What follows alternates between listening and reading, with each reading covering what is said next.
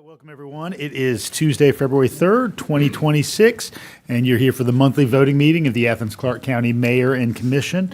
We'll go ahead and begin with a roll call from the clerk. Davenport. Here. Link. Here. Taylor. Here. Wright. Present. Fisher. Here. Johnson. Here. Culpepper. Myers. Here. Thornton. Here. Hamby. Here. We have a quorum. All right, thank you, Madam Clerk. We'll begin with a civility pledge provided to us by the Georgia Municipal Association, and that indicates that as we work, we'll govern ourselves so that we recognize the importance of the decisions that we are making, that our collective decisions will be better when differing views have had the opportunity to be fully vetted and considered, that all people have the right to be treated with respect, courtesy, and openness, that we value all input and we commit to conduct ourselves at all times with civility and courtesy to one another. I do need to make one minor modification to the agenda because we don't have all the appointments necessary for the Land Bank Authority board members. And so I just ask for a motion to revise the agenda to remove item 15, which you'll see again in just a couple of weeks. So moved. Second, Mayor. All right, all in favor, please say aye. Aye. Any opposed? All right, hearing none, motion carries. All right, Madam Clerk, I believe we have minutes for the meetings of Tuesday, January 6th, Tuesday, January 20th, and non-voting meetings of Tuesday, January 13th, Tuesday, January 20th, and Friday, January 23rd. Are there any amendments to these minutes? Yes, Commissioner Johnson would like to amend the minutes of January the 6th and hold them for the March voting meeting if possible. All right, do I hear a motion to that effect? I so moved. All right, so motion is to hold minutes until the next meeting. Is there a second? Second. All right, all in favor, please say aye. Aye. All right, Any particular reason why? Yeah, that was my question. Yeah. I've noticed some errors or typos, and I just wanted to bring them to her attention, and I didn't get a chance to review them until late, and it was just it would have put undue burden on her to do it, on the day of the meeting. So I just wanted to, I thought I was going to bring them to her on paper, but I left it at home. So I just wanted to update those for her, submit them. Okay. so we'll enter those into the record of the first of the next month. Madam Clerk, are there any written communications? No, I'm not. Or just one. The motion was to hold the minutes generally until the next voting meeting. And so at the next voting meeting, we'll approve the minutes from both January and February. And I was a no vote. Please note, Madam Clerk, no vote from Commissioner Wright. And any written communications, Madam Clerk? No, sir, there are not. All right. We do have one staff award, so I'm going to come down to stand next to the clerk for a moment. We have Suki Jansen and Nancy Flowers with us tonight.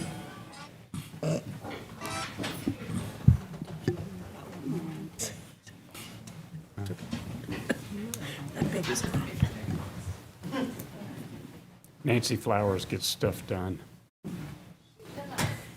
All right. Thank you. All right. I'm really happy to announce that in September 2025, at the Solid Waste Association of North America's Georgia chapter fall meeting on Jekyll Islands, Lance Rosario was recognized as the 2025 Solid Waste Worker of the Year in the recycling division for the entire state of Georgia.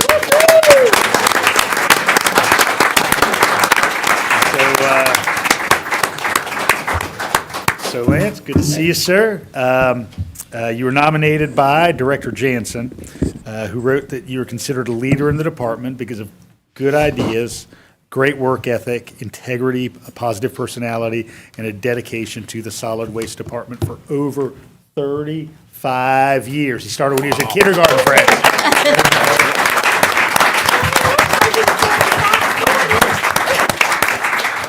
I'm going to get Faye, his wife. This is his wife. Faye, come on. Or vice versa. There's a good spouse, a partner. Yes. Long hours in solid waste, I can tell you that. She probably can too. She keeps trying to get him to retire. Awesome. Thank you. Thank you. Great work. All right. Give it up for Lance.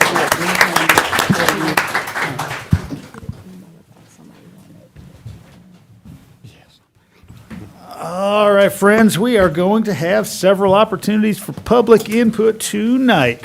The format of public input generally involves the kind of same protocol, and that's a 3-minute opportunity for section of the meeting. You do see a light to the left of the clerk, to your right, and that light will turn green when you provide your name and place of residence and begin speaking, yellow when you have 30 seconds remaining, and that light will turn red when your 3 minutes has expired. And I'll thank you for your time with us tonight so that we can move on to the next provider of some input. There's going to be an opportunity for public input on the consent agenda. There's going to be a separate opportunity for public input on each of the 4 planning and zoning items. There's going to be an opportunity for public hearing and deliberation on the abandonment of 2 rights-of-way. There's going to be a public input opportunity on old business. And then at the conclusion of the meeting, because this is the voting meeting, we'll have an opportunity for public input on any item not on the agenda tonight. That's our open mic night. So, commissioners, would any commissioner like to remove an item from the consent agenda, or should it remain as is? As is. Okay, all right. So now, members of the public, the consent agenda is comprised of items 1 through 6, which will be handled in a single vote. Is there any member of the public who would like to come to us now to speak to any of those items 1 through 6? And again, please state your name, place of residence, and let us know the item to which you're speaking. Good evening, sir. Good to see you. You too. My name is Benny Coleman, and I'm in District 7, and I'm speaking on the item E5 by the Greenway, and I still have the same opinion I had last time I stood here. We need to hold off on anything to do with Greenway till we get more important things dealt with. Example, what happened in Clarke County the last few days of an individual whose lives was taken because of the cold weather. That money that we're going to spend it on Greenway to bring apartment housing and other things like that, it should be brought to help the whole community for those who are unfortunate that we are. Thank you. Thank you, Mr. Coleman. And I did drop it in at the front. Thank you. Yes, and Mr. Coleman demonstrated that we have a slot where you can drop the card with your name, place of residence, and the item to which you were speaking. That helps the clerk make sure we get your name correctly for the record. Is there any other public input on the consent agenda? Again, those are items 1 through 6 on the agenda in front of us tonight. All right. Do I hear from the commission a motion to accept and approve the consent agenda? And then I'll have Attorney Drake read the ordinances. So moved. Second. All right. I've got a motion from Commissioner Davenport, second from Commissioner Fisher. Attorney Drake, could you read the ordinances associated with this tonight? The first agenda item, there are ordinances associated with agenda item number 1 and number 2. Agenda item number 1, ordinance to amend the FY 2026 operating capital budget for Athens-Clarke County, Georgia, so as to provide grant funding if awarded from the Riverview Foundation for expenses related to the redesign of Cook's Trail and for other purposes. Agenda item number 2, an ordinance to amend the FY 2026 operating capital budget for Athens-Clarke County, Georgia, so as to provide funding from operating contingency for an employee market increase and tax appeal administrator supplement and for other purposes. All right. Thank you, Attorney Drake. All right. All in favor, please say aye. Aye. Are there any opposed? All right. Hearing none, motion carries. All right. We're moving on now to our first planning and zoning item. This regards 210 East Cloverhurst Avenue. This is item 7 on our agenda. Is there any member of the public who would like to come speak to this evening?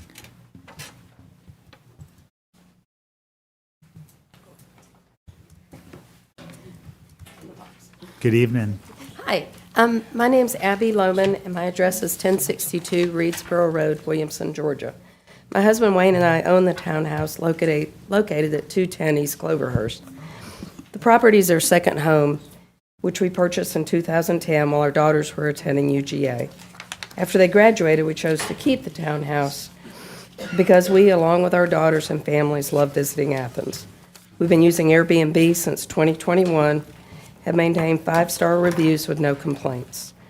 We have several guests who have stayed at our home multiple times, which we believe reflects the positive experience we provide. Our renters are primarily adults visiting their children at UGA, families bringing young children to UGA camps, alumni and professionals attending continuing education. Renting the property on the long-term basis does not work for us, as we frequently use our home ourselves and need flexibility for family visits. Owning a second home comes with ongoing expenses, and we appreciate the supplemental income Airbnb provides. Just as importantly, we enjoy sharing our home with others who also love Athens. We hope you will agree and approve our special use application. Thank you. Thank you, Ms. Lana. Is there anyone else here to speak to item number 7 tonight? Good evening. Rita Kelly, 142 East Rutherford, Athens. We are against the special use for an Airbnb in RM1 for one reason. If the owner isn't present, then there's no one, despite the good reviews you've had and everything. This is exactly what we're fighting across the city, is not to have anything other than owner-occupied ADUs. There's been so much trouble in 5 Points with parking, with noise, with the number of people who come into these places. And I also feel like RM1, we're in an RM1, our house is, and I would not want that next door to me. I don't know about the other people who live in that on Cloverhurst, but it's just, to me, it's just going against everything that we're trying to work towards, as in owner-occupied ADUs, so that the owner controls who's in there, knows about the noises, knows about the people, knows about the parking, and we don't have all this trouble with Airbnbs, which we've been trying to solve. So we are against any variance, and we don't want it to represent what can be done in RM1, because we don't want them all over just RM1 areas as well.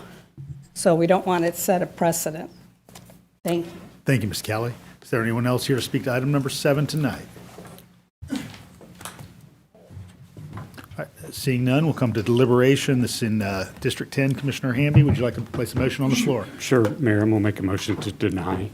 Second. All right, I've got a motion to deny from Commissioner Hamby, and I have a second from Commissioner Davenport. Commissioner Hamby, any remarks? Sure, I'd be glad to.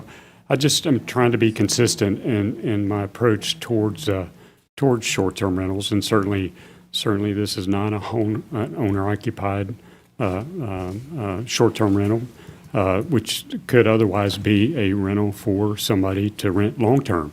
It's near campus, so a student could rent, or somebody could rent it, and long-term, and it, we certainly have a affordable housing problem, so I don't want to contribute to it.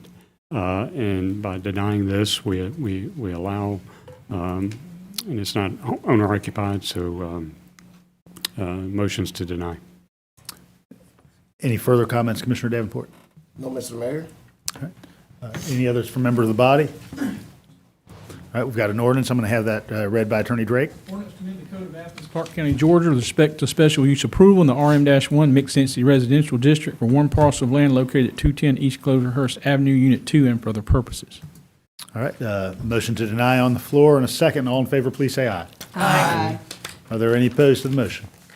All right, hearing none, motion carries. All right, we're going to move on to item 8. Is there any member of the public who'd like to speak to item 8, which is 420 East Clayton Street and 429 and 431 East Broad Street? Good evening. Good evening. My name is David Matheny, and I live at 200 Mount Vernon Place, and I am here representing my partner, Brett Thurmond, for the special use permit for Jason Dunn, who occupies 431 and I forgot the other one. Anyway, Broad Street. 29. Thank you. 429. These are two existing bars who each are legally allowed to occupy. One was 121, one was maybe 130 in those numbers. And Jason Dunn, who owns both of those bars, would like to combine the bars to just one. and have one name. One is now Double Barrel Bar, and the other one is Buddha Bar. And he basically wants to cut an opening, a single opening into the two spaces, and it will be known as Double Barrel Bar. Other than that, there's no changes. The occupancy will be the same. There's no interior changes other than creating a cased opening between the two. There's nothing structural that was actually at one time one large space, and it was divided up at one point into two spaces. So there's nothing structural going on there. There's no changes to the exterior. There's actually, again, no changes to the occupancy load. But because he wants to combine them, then we did need to go through the special use permit. And I think it's good to note that there actually would be no changes except the name will change from 2 different bars to 1 bar. And if you have any further questions for me, I'm available. Thank you. Thank you, Mr. Matheny. Is there anyone else here to speak to item number 8 regarding Clayton Street and East Broad Street?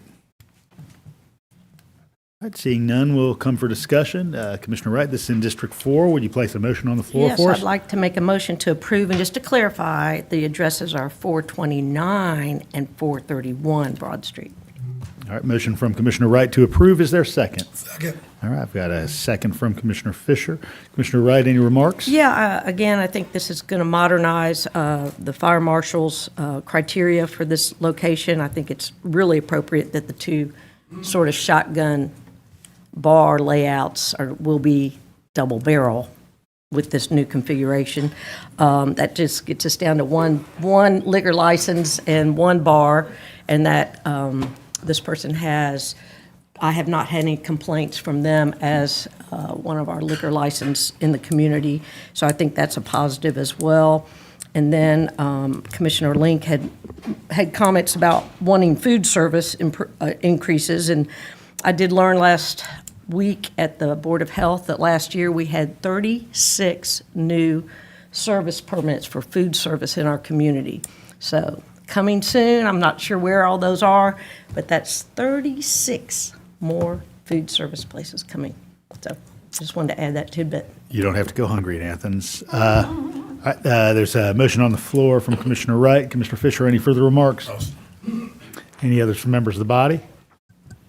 All right, let me have Attorney Drake read the ordinance for us. An ordinance to amend the Code of Athens-Clarke County, Georgia, with respect to special use approval of a bar with an occupancy exceeding 100 persons in the CD, DHD Commercial Downtown Historic District located at 420 East Clayton Street and 429 East Broad Street and 431 East Broad Street, and for other purposes. All right, thank you, Attorney Drake. All in favor of the motion to approve, please say aye. Aye. Any opposed? All right, hearing none, motion carries. All right, we'll now have public input on item number 9. This is a proposed short-term rental at 249 5th Street. The Planning Commission recommendation was to deny. Is there any member of the public who'd like to speak to this tonight? All right, seeing none, this is in District 2. Commissioner Link, would you like to place a motion on the floor? Yeah, I move to deny. To Deny. to deny the permit, thus upholding the Planning Second. Commission's recommendation? Yes. Okay. yes. Second. All right, I've got a motion from Commissioner Link, second from Commissioner Hamby. Commissioner Link, any further remarks? I mean, I brought this up during the agenda meeting. This is effectively, characteristically, a single-family neighborhood, and it would be nice if that house could revert to that use. Commissioner Hamby, anything else? No? All right, could I, anything else from members of the body? All right, An ordinance to amend the Code of Athens-Clarke County, Georgia, with respect to special use approval in the RM-1 Mixed Density Residential District for 1 parcel of land located at 249 5th Street and for other purposes. all right, so the motion is to deny the short-term rental. All in favor? Aye. Any opposed to the motion? All right, hearing none, motion carries. All right, is there any member of the public who is here to speak to item number 10, which is the future land use map approval?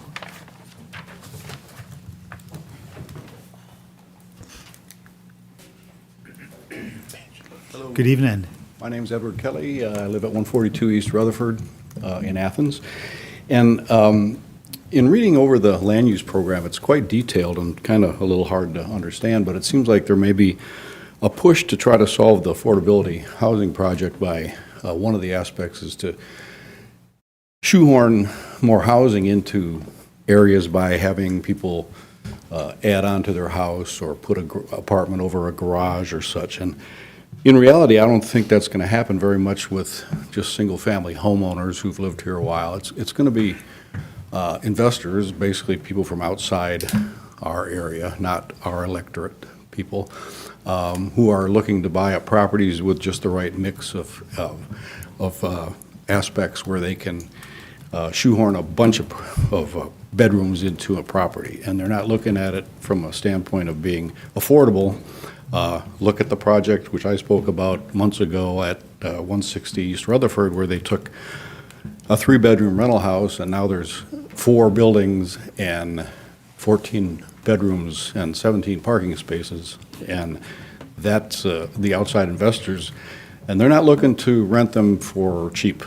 And same with the approval for a rezoning on the condominiums across from the ballpark, the baseball stadium, that they wanted a rezoning. Those aren't going to be selling for less than about $1.5 million. So I just wonder how it's going to be handled overall in this land use program to prevent, if we're going to try to solve maybe some of the affordable housing projects. We were walking out Broad Street, going west away from downtown on Broad Street between Millage and, or between Lumpkin and Millage. And you look at the properties there that so much more could be done with. They're very close to downtown, they're very close to campus, and they're very close to the bus line. Let's use that. Let's not try to shoehorn a new building into the backyard of somebody in a nice neighborhood. Thank you. Thank you, Mr. Kelly. Is there anyone else here to speak to item number 10?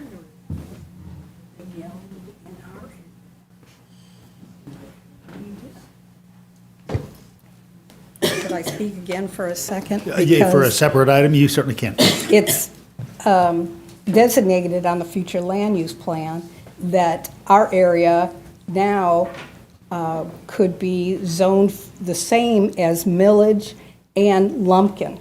We live in RM1, East Rutherford. We're mainly single-family homes. Some are rentals, some are owner-occupied like ours are. Our next-door neighbors are moving in as soon as they sell their home in Mississippi. They're moving in full-time. What we're scared of now is that it's been given the color of the same as Lumpkin and Millage, so that there could be businesses, nurseries, offices. We live on a very narrow one-way street right across from a school. It is so busy between parents walking their kids to school, buses. The parents circle around that way and come out after they've parked and picked up a child. They come down our street. It is packed. Can you imagine putting more offices, more buildings, 4 stories? I mean, it would just, to me, it just ruins 5 Points, especially our area. There's no way that ours should be the same as our Woodrow, Rutherford, Pinecrest, that should be the same color or zoning, whatever they're going to call it now, since it's not zoning, as Lumpkin and Millage. And we're in the same color area. I don't understand that and why that would be passed like that. It's just ridiculous. We're a one-way street with residential. How can that be? Woodrow is the same. It's got almost all single-family homes other than a set of condominiums on this side. I mean, we can't have any more, we can't be any closer to our neighbors. And to put businesses on all of ours, offices, nurseries, whatever they want to do, office space, that's ridiculous. And so we are totally against this future land use plan, let alone having 5 Points look like any other, downtown area. Thank you. Thank you, Ms. Kelly. Good evening. Hi, sorry, this is my first time. I don't have a input card. That's okay. You'll be able to get one afterwards in the hall. No worries. Okay, perfect. My name is Diana Weiss, and I live on 118 Jarnigan Drive, and I'm a member of the Young Democrats UJA chapter. I came here to try and urge and compel you for this new future land use map to include affordable housing and a strong, structured plan for affordable housing for the future land use. I can tell you, which I'm sure you already know, that the poverty rate in Athens is 26%, double that of the state's average. Meanwhile, market rent is more expensive than 92% of the state. And in the past 2 years alone, the price of a 2-bedroom home has increased by 23%.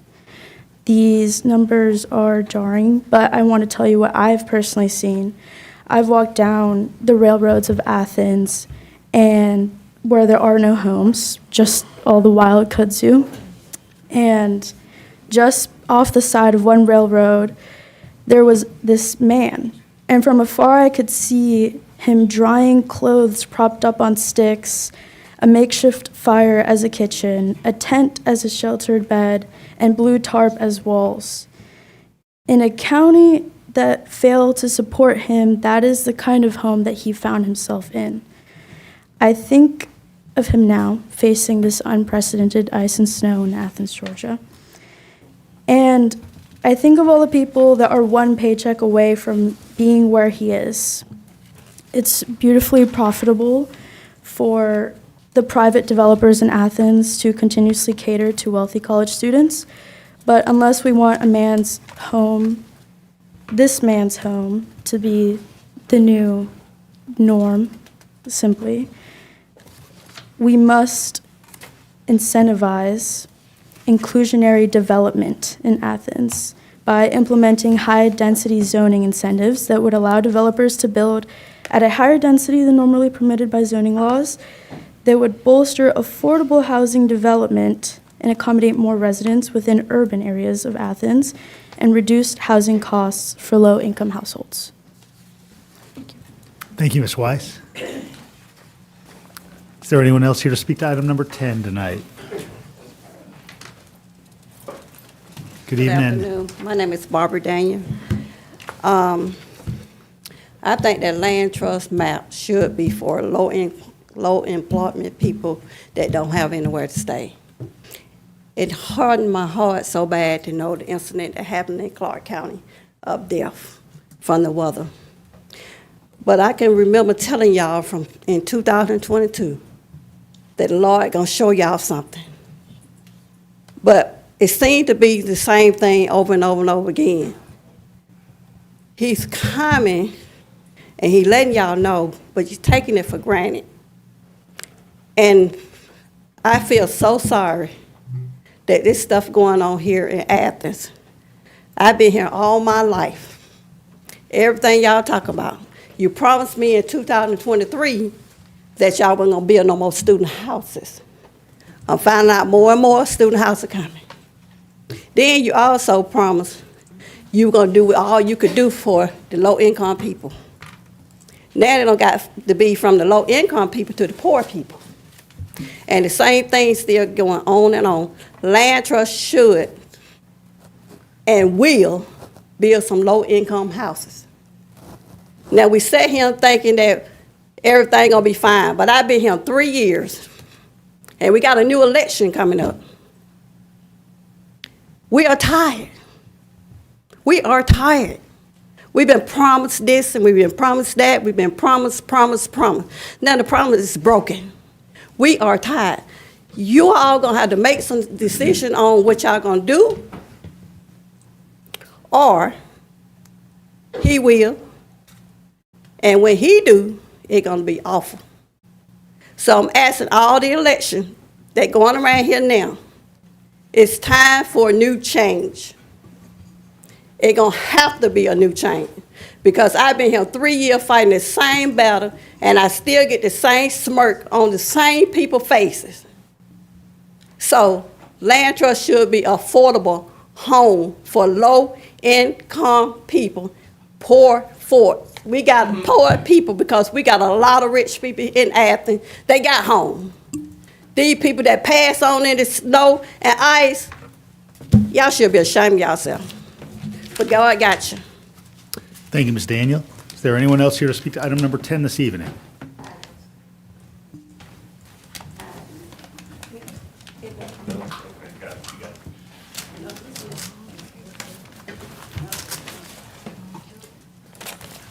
My name's Lorraine Fuller. I'll fill out that later. I live at 145 Millage Terrace. I was part of this committee that came up with these maps. We worked, there's a lot of us here tonight. We worked really hard on these maps.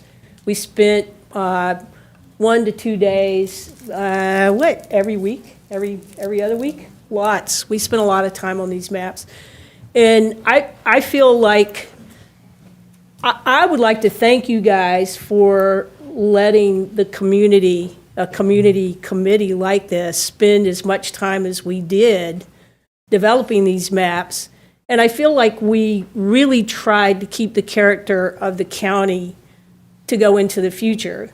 You notice the big green space. We try to keep as much of that as possible. We did a lot of ground truthing. And I would just like to thank you guys for letting us do that, and just keep telling people that this map is not zoning, and try to make that a little clearer what the next process is taking this map into zoning. And that's pretty much it. Thanks a lot. Thank you, Ms. Fuller. Thank you for your service. Is there anyone else here tonight?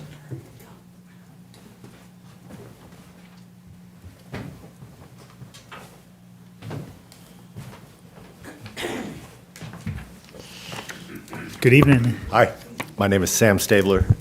I was also a member of this Future Land Use Committee. I live at 228 Cleveland Avenue. I guess what I'd encourage the commissioners and the public to really dive into, ask your commissioners, who will hopefully have a grasp and will continue to sort of get a better grasp, ask your, come to the planning department and really understand what this map is. It is not zoning. It is a roadmap for how we expect and would like the city to grow. It is based on sort of the acknowledgement that Athens will grow. And that was a point of constant discussion at the beginning. Well, should it grow? Can it grow? It's growing. So this is an acknowledgement of that. Where are we going to put this growth in sort of a semi-planned way? And again, emphasize this is not zoning. This is a map to potentially guide zoning reform, among other things. So I really encourage everyone to dive into it. It's a great citizen council and a great deal of outside experts who really came and gave their time and their expertise to the things that we would make decisions on. So again, if you're ever concerned with it and what you think it is, please seek out what it actually is. Because, I mean, just in sort of the few speakers we've heard here, I've already heard some things that are like, the perception of it is not what it is. So, yeah, that was just really dive into it. And obviously they're going to come to you guys, the commissioners, for this. So to answer these questions. So I really encourage you guys to understand the nuances of this future land use map. So thank you. Thank you, Mr. Stabler. Any others here to speak to item number 10 this evening? Good evening.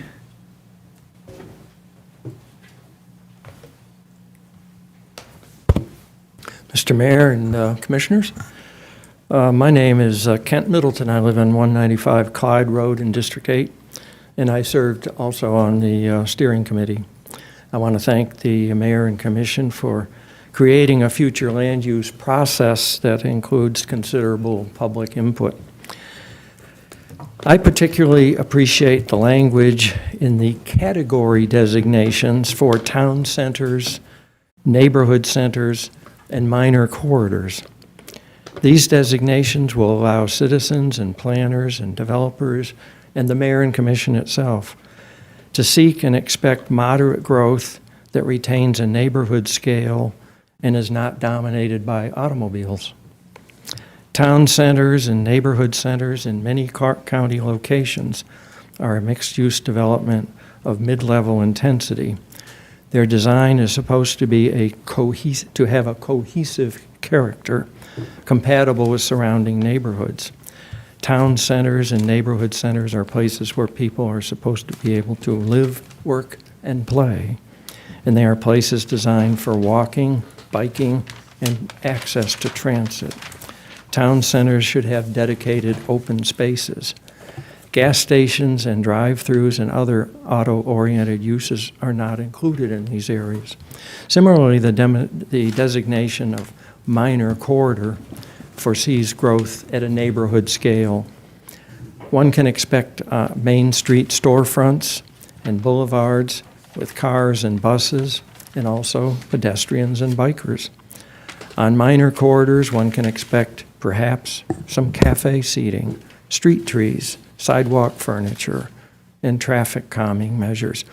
Trees and open spaces were greatly favored in citizen surveys, although they weren't part of our working guidelines. We have a long way to go across all of Clarke County to fulfill the promise of moderate growth at a neighborhood scale in our town centers, our neighborhood centers, and our minor corridors. Just this year, a dozen gas pumps have been installed in the center of one of the proposed east side town centers within sight of 3 existing gas stations. Soon the county will be updating its zoning code and rewriting its strategic plan to accommodate growth over the next 20 years. The land use designations in the proposed future land use map give citizens across Clarke County the language and the government imprimatur to seek coherent design, neighborhood compatibility, and various forms of transportation. Thank you, Mr. Thank you. Middleton. All right, is there anyone else here tonight to speak to item number 10 before we begin commission discussion? I have my card. Sorry about that. Good evening. Hi, Leslie Sinyard, 710 Millage Circle. Appreciate y'all's time on the land use map. If anybody's been to planning commission meetings, it is being used for zoning decisions, one after another, for very high density zoning. I sat in the planning commission and saw things that were approved over and over. Last month, the downtown student housing was approved. High density, without sewer support, without ingress, egress into town support, and I get the ideas without cars, but people are gonna have cars, whether we want them to use them or not. So just know, the map's great, but it is being used to approve high density, also in the name of affordable housing, that is not affordable.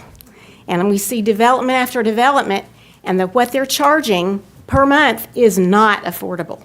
So we need to be remembering, while this may be fine, it's not moderate growth. It is one development after another, very high density. Thank you. Thank you, Ms. Senior. Is there anyone else here to speak to item number 10 tonight?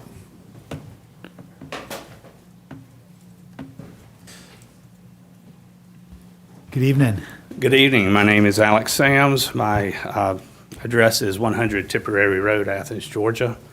I am the chair of the Future Land Use Steering Committee, and I know y'all know that, but I appreciate the input we're getting tonight on both sides of the issues, and I wanted to just clear a few things up as well. First of all, I want to thank the committee. Y'all got to see some and hear some today, and it's great because they're the ones that did this. I just, as I said as chair, lean the canoe one way or the other to make sure we're hitting everything along the trip and along the journey. One of the best analogies that has come up in all of this is the map is basically just setting the table. When you go to dinner, the table is set, and that's what this is. Zoning is more of what you're eating, the ingredients that go into the food. These are not the same things. They are often hit in some of the same planning commission meetings. I'm also on the planning commission. We have days or some projects and issues where we vote on a change in the future land use, and then we vote on zoning. But they don't always get voted on at the same time. A couple other little points that I do want to hit on. This map doesn't include putting office buildings in residential areas or neighborhoods. It's not on the map. The future land use map does not really designate anything on affordability of a property. There's not a color on there that says this will be an affordable neighborhood or an affordable property. The market is the strongest designation of that. Also, this is our 2-year anniversary on this committee. We started February 2 years ago. We have put a lot of time into this, and we take it very seriously. I know that there's some changes and thoughts on this map, and we don't mind that a bit. I've said that in all of our meetings.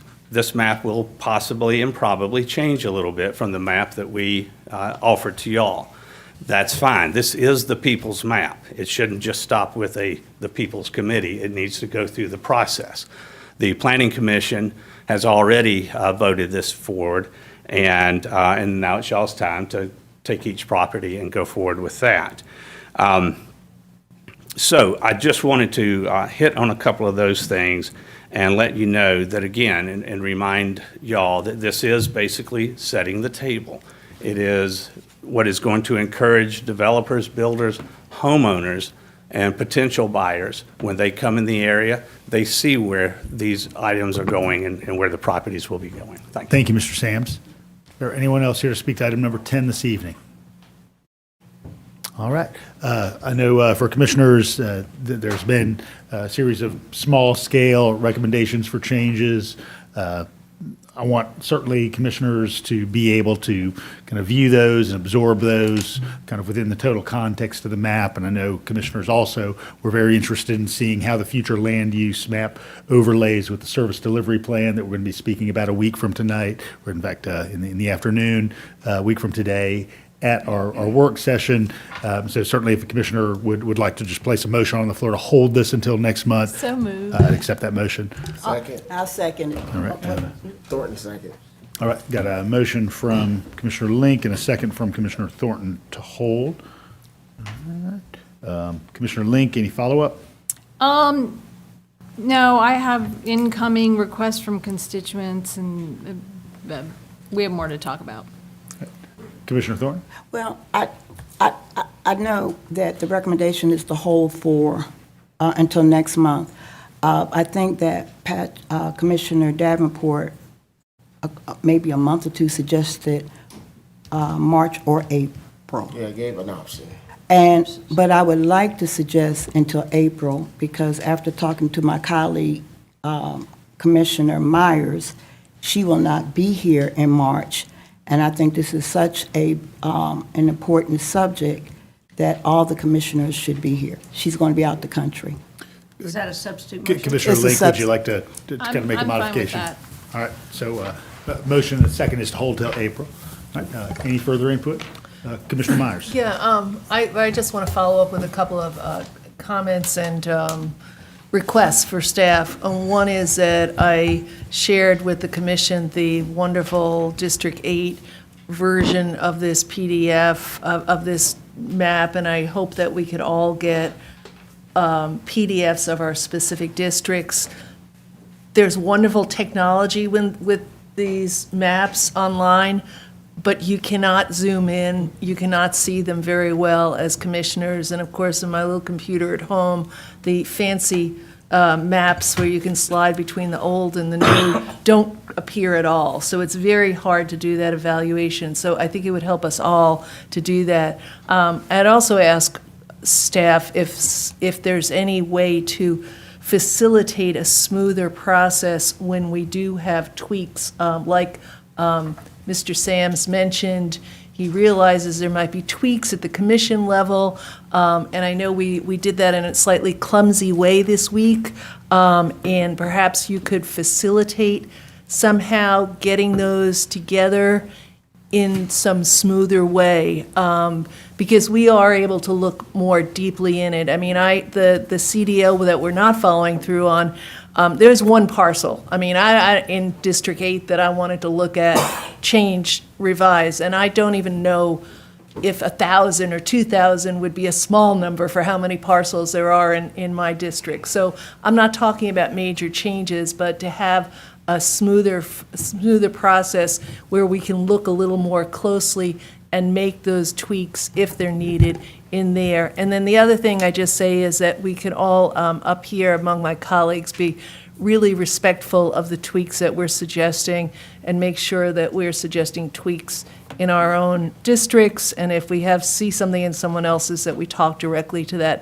those other commissioners about that, so that we can have this process move smoothly. I think the future land use plan, I mean, I'm really appreciative of it, and I'm really appreciative of what's behind it. It's taken me a long time to be able to understand it, so I could explain it to my constituents in there, the difference between the future land use and the zoning. I think that compatibility matrix that's in there is key to understanding the difference between them. So if there are any nerds out there like looking at it, make sure you get to know that compatibility matrix really well. Anyway, that's just what I wanted to share. Thanks, Commissioner Myers. Commissioner Davenport. Yes, so, and this is we're not putting on hold because of the fine work that the steering committee, y'all did an excellent job, and thank you for that hard work, and I know it was stressful. But we did get some last minute additions or changes that I think it would be best for us to vet through the community and making sure that everybody's comfortable in everybody's district, that their constituents are comfortable with those changes. And plus, we need to educate our constituents as well as the difference between zoning and the future land use map. I was hoping that we can get it done in March, but I do ask my colleagues, please, for the love of God, please, please, please, don't wait till the last minute. Let's work on it now. Let's, whatever free time we got, let's just work together via email, go back and forth over phone calls, and let's not do a Thursday night change that the Clerk of Commission got to produce to the public on Friday, and then we got to vote on Tuesday. So we can do it. Commissioner Fisher. Yeah, thank you, Mayor. And again, I also want to echo Commissioner Davenport on position with the steering committee, because like I said earlier, they did a yeoman's job, spent 2 years putting all this together, and I applaud you for that. I think one thing that's going to come out of this is our service delivery plan, which would consider sewer and water. That's been one of my big concerns. When we look at the future land use, we got to figure out sewer and water and what we're going to look at trying to build and where those houses are going to go or apartments going to go. We need to make sure that we have adequate sewer and water in those places in order to make this happen. Secondly, I do want to echo my colleague, Commissioner Myers, that I would like Planning Department to give each one of us our own district map, look at how that future land use looks, and then we can evaluate what we want to do within our own particular district.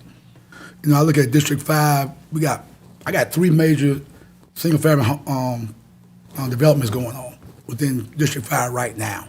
So I got to figure out in the future what that's going to look like, and we're going to make sure we got sewer and water to support if there's going to be more of that type of building going on. 281 homes, 40 homes, and then right down the street from me with Commissioner Thornton, 450 homes. So that's critical for what we're doing to our community. But sewer and water got to play a critical part in this in order for us to make this future land use work. So just want to put that in there. Commissioner Wright?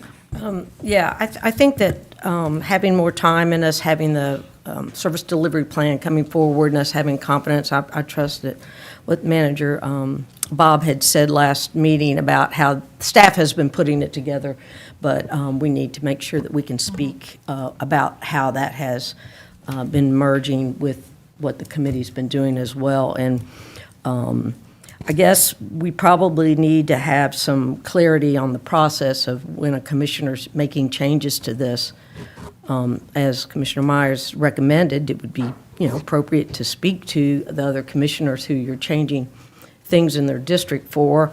And because changes in one are going to have ripple effects, positive and negative, to the other, that changes the balance of all the math that the planning director has been teaching us about, and the numbers and the percentages and all that sort of thing. And I'm just curious how we're going to be talking about the hypothetical changes to understand if we want them to be more than hypothetical changes, and the abundance of work that staff's going to have to do to get us to understand the ripple effect of a hypothetical changing, I don't know, 100 parcels. I call that more than just a minor tweak. So Kelly, maybe we can get some guidance over the next couple months so that staff's not doing work that is more involved than another way of it being processed could help.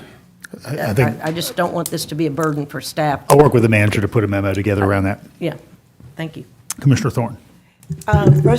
First of all, I was so quick to make that motion. I didn't thank the committee for your work. I do appreciate your work. I just know what happened between Friday and today and yesterday that you may not be aware of. So I do appreciate your work. I think that you're going to appreciate the outcome after we have this conversation. So, like I said, I jumped out there like I came in here like thunder, but it wasn't that. I just know what happened, what had happened over the weekend. And I also would like the map for my district. And I also want to commend Commissioner Myers.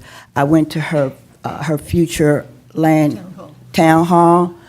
That was probably the best. That was so good.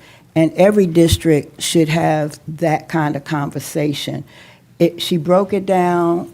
Folk were comfortable. Even I understood what was going on. So again, I thank you guys. The affordability housing piece, I need your number. That's my thing. So, but again, thank you. I appreciate you. But I think even this group, for all the time that you've put into it, you will appreciate what's going to come out because we'll be doing it together. Thanks, commissioners. And Commissioner Johnson. Yes, thank you. I also want to thank the committee, and I know the work that you did. I attended meetings, every meeting from October until I think early January, and for Ms. Fuller, you met every other Monday for 2.5+ hours religiously, and you worked very hard, and I was there right behind you as you ruminated over the decision-making and negotiating and understanding and working really hard to understand. So I do appreciate the work. I have a question about the itemized list of parcels. I wanted to know how that was included, how that came about. Could the manager's office Commissioner, provide I that? guess it's my understanding that commissioners who had some desires for modification sort of identified the general geography kind of within the map where they wanted some kind of finessing of future land use, and then drilled down to the parcel level, either by using probably QPublic or some assistance of staff. I think that's generally how that occurred. Commissioner Myers, you may have some perspective. I think that there had been a discussion of that, mention of that at the agenda setting meeting, and because I remember, urging, Commissioner Lincoln mentioned she had some parcels and she was concerned about, and I remember urging myself and others to look again at ours. I look back because there's all these emails that have gone behind. Like this specific list that came through was like on January 25th, and then I replied a couple of days later and said I got this one parcel, and that's then the planning commission, the planning director, I think, made it into that chart. So that's just a little bit of. That's all that happened. I think that's a neat summary. Helpful, Commissioner. Commissioner Johnson. Yes, thank you so much. I did some research on the Department of Community Affairs website about the future land use map and the process. And according to DCA guidance, they view the future land use tool or the comprehensive plan as a policy tool, and parcel level decisions, specific parcels, are discouraged. It was even stated that Athens was atypical for itemizing the parcels, and it should be avoided because it blurs the plan zoning line. So the individuals that are here in opposition of this, they don't support it. They do for a very good reason. According to DCA, zoning is enforceable. Is zoning as enforceable land use regulation when parcels are itemized in a flu update. Anyone opposed to this can argue the local governments have effectively pre-committed to rezoning outcomes without following zoning procedures. So this is atypical for the state of Georgia, and I don't want to open this up for, liability down the line because we've listed specific parcels.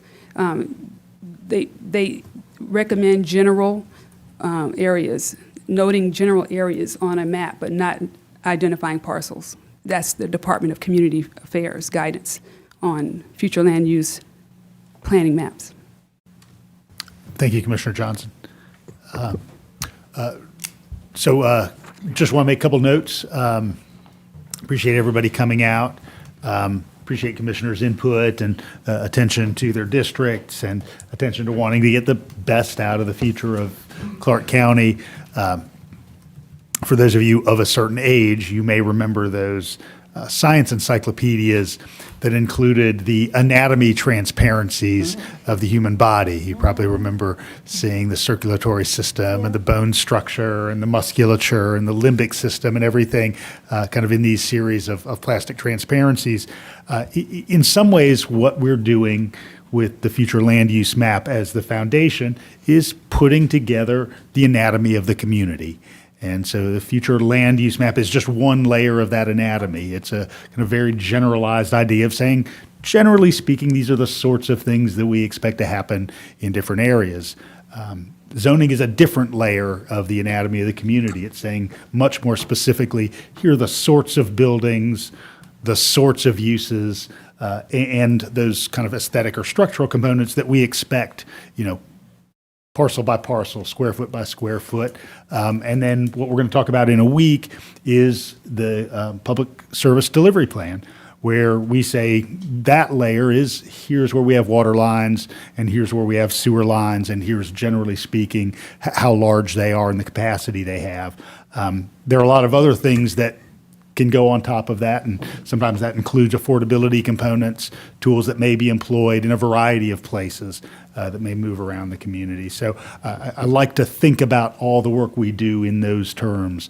That's what we're doing here. We're ensuring the health of the community in the same way that all those human systems that we would see in those old science encyclopedias demonstrate how to maintain a healthy body. So certainly challenging, I think, when you don't have the day in, day out touch points that we have and that certainly our staff has. But appreciate everybody's diligence in this work.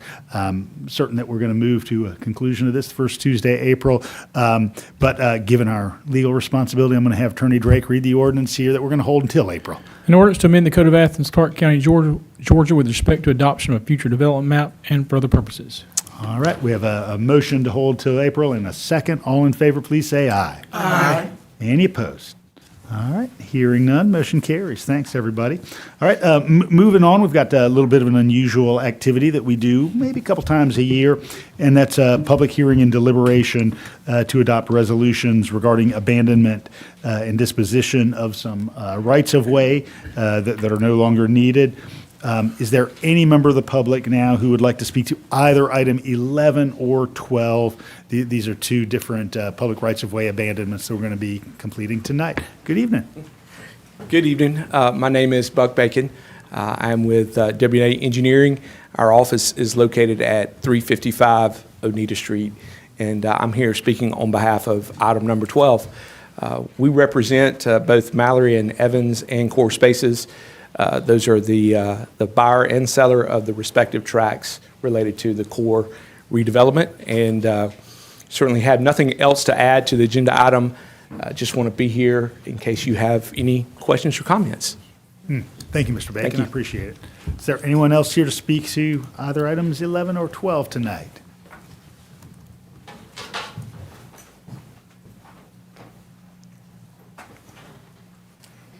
Motion to approve item number 11. All right, I've got a motion from Commissioner Hamby to approve item number 11. Is there a second? Second. All right, got a Excuse me? Motion from Commissioner Hamby and second is from Commissioner Wright.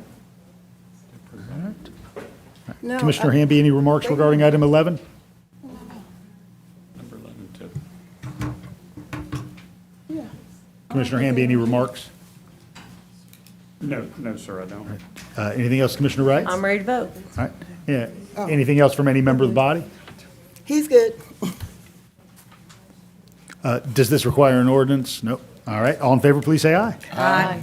Any opposed? All right. hearing none. Opposed? All right, motion carries. Could I get a motion regarding Did you item get- 12? Did you get the two opposed? Hold on, there is a budget ordinance. For item number 11 regarding the right-of-way? You talking about 13, Judd? No. 1 second to pull it up. No, it's 11 because there are proceeds that come from that From right-of-way that, I see. abandonment that will then get put into a budget Y'all give us category. just a second. We'll have Attorney Drake read that.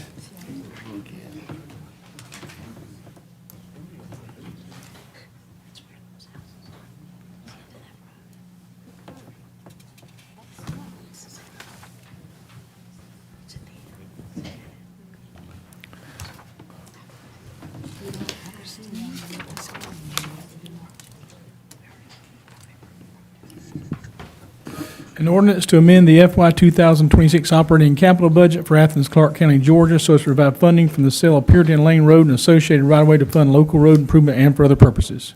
All right, thank you, Attorney Drake. All right, so the motion was from Commissioner Hamby. Madam Clerk, could you just do a roll call beginning with Commissioner Hamby?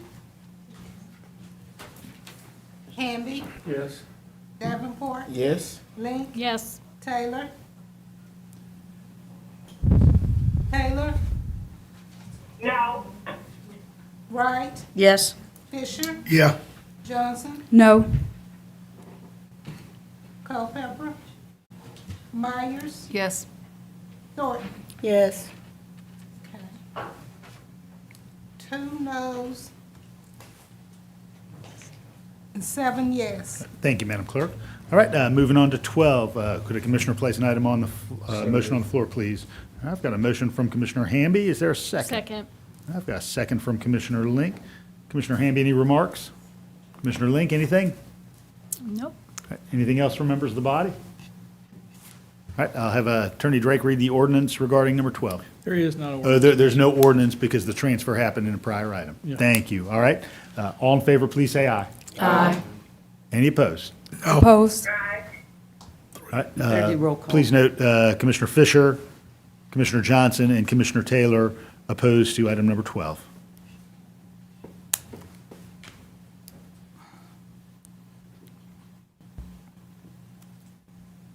Davenport, Yes. It's okay. I think it's just those three. Is that correct? Yeah. 3 opposed. Okay, we got that. Three opposed. All right. All right, now we have public input on old business items. Those are 13 and 14. Is there any member of the public here to speak to either of those, 13 and 14?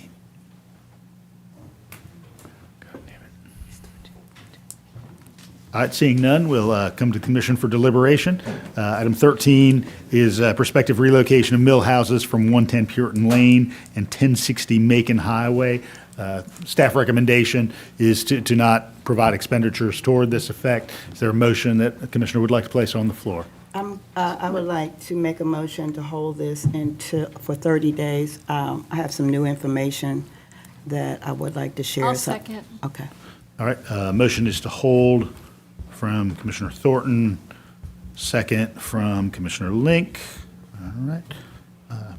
Anything else, Commissioner Thornton? No, that's it. Anything else, Commissioner Link? I want to thank Commissioner Thornton for bringing me into this discussion because we did discover some new information about these homes and a possible solution that would bring the cost way down. And I met on site with construction expert and someone from Historic Athens, and also did a little research into the history. And these homes could be 150-plus years old, and they're built around shotgun shacks that are possibly very, very old. So we possibly could just locate those original shotgun structures and remove the expense of all the extraneous additions that have been added on. So we want to look more into it. All right, motion is second to hold. Any further input? All right, all in favor of the hold, please say aye. Aye. Any opposed? All right, item 14 is the parking prohibition on North Pope Street. Hear a motion regarding this? Motion to approve. Motion to approve from Commissioner Wright. Is there a second? Second. All right, second from Commissioner Link. All right, Commissioner Wright. I want to apologize. I did not look at this really good to see that it is solving a problem that I have wanted to have solved. I had the wrong block in my mind because y'all were talking about the church. So I appreciate staff answering a resident's work request. I put in a work request, and basically picture the road where, on a section of Pope, the first block, where our park is. And so the yellow curbing is going to be put on the side where the sidewalk is not, so that it frees up the ability to park safely on the park side where the sidewalk is, and emergency vehicles can do what they need to do. What I would like to know is if the fire hydrant on the corner of Pope and Reese is an active fire hydrant. And if it is, that the yellow curbing on the park side for that be only that 15 feet. And if it's not an active fire hydrant, it'd be great if it didn't have yellow curbing at all on the park side, because that's the side where people are pulling up, loading, unloading for the park, and the terrain on the side where the yellow curbing is, you can't even open a door on the passenger side when you park. So this is great. I appreciate staff putting this together, and I'm sorry that I didn't get to glow about how happy I was about this last time. Manager Cal, can you Is the ordinance right? follow up Like with? what you want? I'm just trying to make sure we got it down Yeah, correctly. it's covering what, Okay. what is, yeah, what it should be. Okay. It's a good. And it's Manager good, Cal yeah. will follow up with you on those details about the. Yeah, and that's just a follow-up. It doesn't interfere with us putting this forward. So it's motion A and B with the ordinance is the motion. All right, Commissioner Link, anything else? Oh, I'm just glad we got some more details and got some things clarified. Anything else from members of the body? All right, motion is from Commissioner Wright, second from Commissioner Link. All in favor? We need an ordinance. Ordinance for the establishment of yellow curbing on North Pope Street between the intersections of Reese Street and West Broad Street, and for other purposes. Thanks, Attorney Drake. All in favor, please say aye. Aye. Any opposed? All right, hearing none, motion carries. All right, now is the time for public input on any item that was not on tonight's agenda. So the rules of public input are the same as previously discussed, a 3-minute opportunity. And now is your time if you have anything else to speak to us about. There's one more ordinance. One more. We removed that in an earlier vote. 15. Yeah, we removed. 15. Decoration. We'll do public input now, and then we'll do it afterwards. That's how it's listed on here. All right. Yeah. Hey, Benny, good to see you. Benny ready. Okay, I'm ready. My name again is Benny Coleman, and I'm running for District 7 Commissioner. And I have been carefully thinking about this. As we know, that the protection of Clarke County is very important for everybody, low, rich, or whatever you may be, or whoever you may call yourself be. And I never was against defunding the police department. I never will, so don't waste your time asking me about that part. I think what we need to do to honor all the workforce that has put their lives, time, and money and effort online, to give them a building so they can come together with their families. They can come in and do training. They can come in and help kids in the neighborhood. All the family members, like the fire department, the ambulance, the fire department, the police department, the ambulance service, they all could come together as one unit and could edify themselves as one family. We don't have anything to accomplish their lives. to make sure that they know that we appreciate them. So I propose that we could put together some kind of plan, a building to donate to them so they can come together as one, so their families can come together. It's very important for families. And we don't look at their family as families like we do. They have responsibility. They have feelings like we have. So I think to reward them, we need to put something together for them so they can come together as one, all 4 units. Not just one, all 4 units could come together. And thank you. Thank you, Mr. Coleman. Is there anyone else here to speak to any item that was not on the agenda tonight?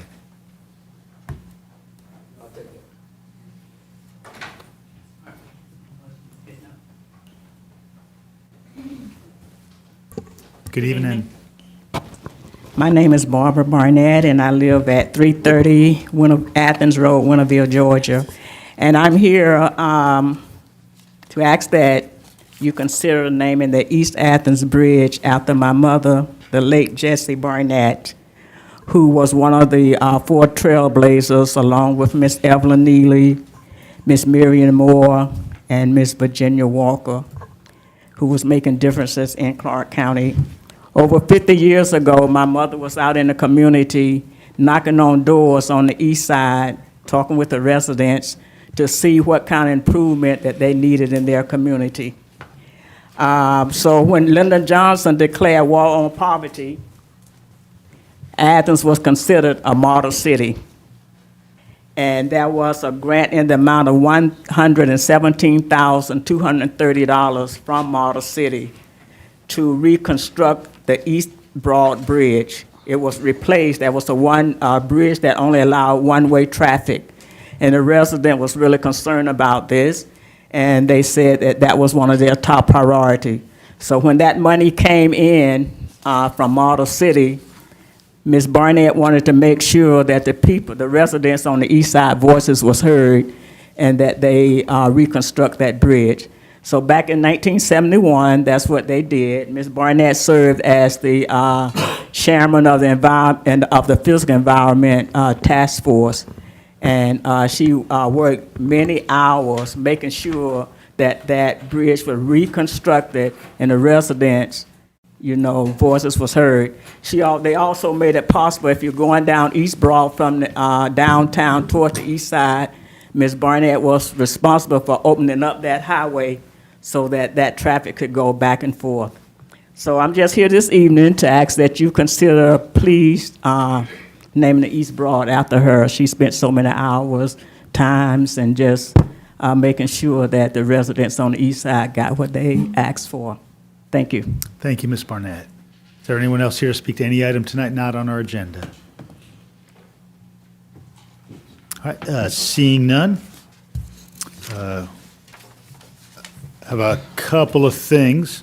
One of those is affirmation of our declaration of local emergency regarding winter weather. So I do need a motion for approval of our now ceased state of emergency. Do I hear such a motion? So moved. Second. All right, I've got a motion from Commissioner Fisher and a second from Commissioner Link. All right, any input? No, just want to thank the staff. I was going to do that. No, I was thinking after we get ready. But I want to thank the staff for the yeoman's job they did during the winter storm. So. Yeah, I'll echo that. Bob, I really appreciate all your hard work and all our departments that worked through the wind and snow and kept folks safe. They did a great job. Anyone else? All right, all in favor, please say aye. Aye. We've got an ordinance. Let me have Attorney Drake read the ordinance. An ordinance for the declaration of local emergency related to winter weather precipitation event and for other purposes. All right, and again, all in favor, please say aye. Aye. Any opposed? All right, hearing none, motion carries. All right, appreciate everybody coming out tonight. I think Ms. Barnett may have left, but if you go over to the university, there are a bunch of documents that they possess at the Special Collections Library about the era that she was talking about and the Model Cities program here. A lot of the work that Mr. De Niro and others in the community did are all archived there, and there's voluminous records. So I encourage everybody interested in that era to go check that out. I think some of those are digitized and online too. I do have just one committee assignment. It's been a while since the Property Committee has met, but the Property Committee, Commissioner Culpepper, Commissioner Wright, and newly named Commissioner Link have the assignment of developing a model for transfer of properties utilized by a sole nonprofit, such as the Prince Avenue Firehouse, Taylor Grady House, and Town Gown Building, to those nonprofits operating the facilities. And this work should include any landmark, history, property designation, and facade easements necessary to ensure perpetual maintenance of the properties, as well as a mechanism to return these properties to ACC ownership in the event that the operating organizations fold or are no longer able to utilize the properties. So this comes out a little bit of the work that we had at the work session a couple months ago. So that is it for me. I'm going to ask the manager, do you have anything in your report tonight? Two items. One of them is listed on here, which deals with the Georgia County Internship Program grant from the Association County Commissioners of Georgia Civic Affairs Foundation. And the reason we're doing it this way is this is the 12th year we've received this internship grant, and the way they've structured it is rather than running it through an ordinance or any of those steps, as long as we introduce it at this item, then that is sufficient for them to process the grant. It will run from May 1st through September 30th, 2026, and it's to assist our communications department in the documentation, promotion, and programs that are done through videography, including video editing. And so by me reading that into the record and the written part of it, we will have taken the steps necessary. So that was one item. And the second item was I just wanted to pick up on what Commissioner Fisher and a couple of you had said. I want to acknowledge the work of the staff during the two events that we had. As is so often, it requires people to be planning well ahead of time, people responding and reacting to what is going on, and then even people cleaning up sort of afterwards with it. We were certainly fortunate that we had luck on our side in both of those storms as well, and they did not turn out to be as severe as perhaps anticipated, which is good. We'll take the luck as we work our way through.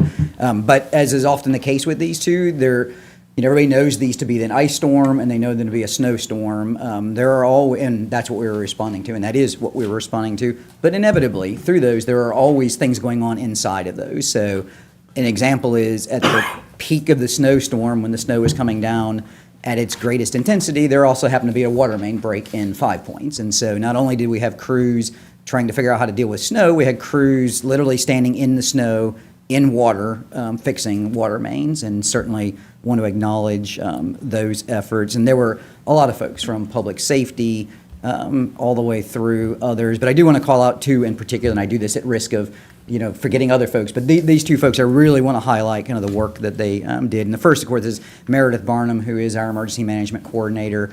So when we activate the EOC, it's Meredith that's actually running the ship. She is the one that's in charge, who is actually coordinating with all of our other regional partners and coordinating staff. The manager's office is really keeping you all informed as best we can and helping her solve problems where she hits barriers. But she's really the one running the show, and she did an outstanding job. I think the first storm had 40 hours that the EOC was open, and the second a little bit less than that. So that's one person I want to acknowledge. The other is Alex Bond, who's our interim leisure services director. So just like we had to take care of that water main while ice and snow is going on, we also have a lot of vulnerable folks in our community that need to be kept safe. And one of the ways we do that when it's very cold and when there's an emergency declared is to open up a shelter. And so certainly we did that. Several of you actually volunteered for time in that shelter, and thank you for doing that. We were able to, between the two events, to shelter well over 300 people, which meant they were inside, not outside, in the conditions. And that was very much due to Alex's planning, and physically he was on site most of the time helping make sure that the shelter was operational. So I certainly wanted to highlight the efforts of those two, but in doing so, don't want to diminish the work the streets and drainage crew did, the work the facilities did to keep things open, the public utilities, and many, many, many others as well. I just think those two earned kind of that specific call out. So thank you. And again, thank you all for your help. Again, a number of you actually, I believe Commissioner Davenport actually said he had fun volunteering. So I appreciate the pitching in. It takes all of us to actually make that work. So thank you. Thank you, Mr. Manager. Anything from the auditor? No report, Mayor. Anything for the attorney? All right, we'll go ahead and begin with Commissioner Davenport and end with Commissioner Hamby in adjournment. Yes, I did have fun. I was, and I do want to definitely give a shout out to Alex Bunn. He was, man, God bless him. He didn't sleep at all, but It was phenomenal, and thank all the staff for all the hard work. Let's work together on this FLU, get this done. Happy Black History Month, Happy Black History Month, Happy Black History Month. I just know federally, there are a lot of people out there who are like, you know, trying to do away with that, but Happy Black History Month, and Happy Valentine's Day. And I was taken off the property committee. That hurt my feelings. But it's all good. It's all good. That's it. Yeah, thanks again to staff for all the hard work through the past 2 weekends in the ice and snow. And we did dodge a bullet there. Things are kind of a mess in places like Nashville and Mississippi and, you know, even a little bit north of us, east of us in Georgia. And yes, happy Black History Month. We need to say that over and over again. Thank you. Is Commissioner Taylor still with us? I don't think so. We'll move on to Commissioner Wright. Yeah, I really don't have anything that can top the thanks that need to go out to all the staff and everything that kept everything safe and running during those incidents. And I do believe that we have some improvements and details that are coming from the notification text. If you click on it, they're actually jumping you to a wealth of information where sometimes it's just the same topic, but in relation to getting information out for the weather incident stuff, I thought that was helpful, and I'm continuing to put in my newsletter, trying to get our public to sign up for the notifications. Front page of accgov.com, bottom left corner, looks like a megaphone, and go in there, click on how you want information communicated and which topics, so that you're getting the information that staff is putting together all the time for us to understand and know what's going on. But anyway, thanks to staff for all that. Thank you, Mayor. And again, because all my colleagues have said the same thing, and I want to echo that too. And I'm amazed, though, when we have a crisis situation, how this community comes together, try to really help one another get things done. And we get criticized a lot what we don't do. And yes, we did lose 3 people, unfortunately, to the cold weather. But think about the hundreds of other people that got saved and was warm during that time. So again, shout out to our staff for doing the work and for putting those warming centers together. And I mentioned to Bob, you know, I'm always used to doing debriefing, and he said they've done debriefing, and we have our one-on-one on Monday. I'm gonna throw a couple of ideas at you, and maybe we can see how that works. But again, thanks for the community and for all the volunteers that stepped up to do right. And just want to say, with it being Black History Month, I think about the pioneers who sit behind this rail in the past, who have given us the opportunity, myself included, and some of my colleagues, to sit behind this rail and try to do the people's business in this community. I just want to send a shout out to those individuals who led the way for us to do that and to sit here tonight. So thank you. Thank you. Thank you. I just wanted to say thank you to all of the individuals that helped out over the ice storm as well as the snowstorm, everyone that served in those emergency capacities, the stakeholders, the churches, our staff, and our volunteers. Thank you so much for that. Thank you, Bob, for the constant updates. They were pertinent and they were timely. I appreciate that. And let's see. Thank you, Meredith Barnum. Is it Barnum? Barnum. Thank you very much, Meredith, because my husband in his profession, he had to log on every 4 hours for those meetings, and they were quite organized, and even when he was called in or not, he did log in, and I would hear it in my periphery, not eavesdropping, but they were on top of it, didn't waste time. She led the team, you know, phenomenally, and I just want to say thank you for that, and happy Black History Month. Yeah, like everyone else, I just want to thank everyone on staff, and especially impressed with all my colleagues and the staff who volunteered at that emergency shelter at Lake Park for those, you know, like 11 to 2 in the morning, 2 to 5, and the time and getting there and not being as fearful of driving in the snow and ice as I might have been. So thank you all on that. I also want to thank tell my people in my neighborhood in District 8, we had a meeting last night on a development. in that infamous little piece of property behind the Chevron stations at the end of College Station, and it was a very positive interaction with the neighbors there and with what's being proposed. So I'm hopeful that that's going to come back before this body and not be a controversial thing, but something that everyone is really happy with. But we'll see how that goes. So I want to encourage people to come out to the next meeting that's there, so their input can be received.